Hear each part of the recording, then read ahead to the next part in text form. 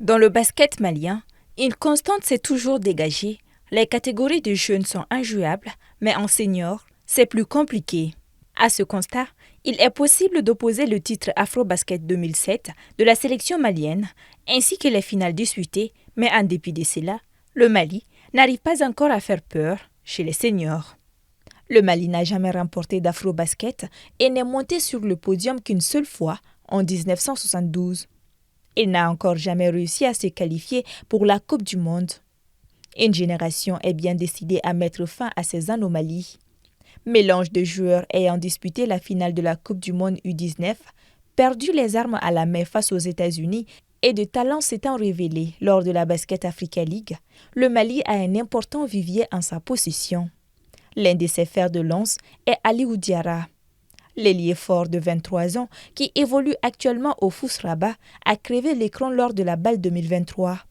Quasi inconnu à l'époque, mais finalement médaillé de bronze et meilleur défenseur du tournoi final à Kigali avec le stade malien de Bamako, il a logiquement été appelé en sélection nationale pour le tournoi de préqualification en août 2023. À côté de Diarra, son ancien acolyte chez les Blancs de Bamako, le meneur Souleymane Berté, fait aussi partie de l'avenir. Sa vision et sa technique en font un joueur redoutable pour les défenses.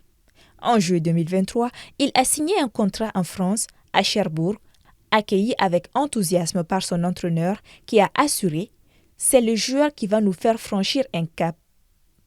Berté pourrait partager la responsabilité de meneur avec Sirima Kanouté. Dernier joyau d'une grande famille de basketteurs, il était de la génération qui a disputé la finale de la Coupe du Monde U19 en Grèce en 2019. 2 ans plus tard, il effectuera ses débuts avec la sélection masculine lors de l'Afrobasket 2021 et sera le joueur malien le plus en vue avec une moyenne de 14 points et plus de 3 passes décisives par match.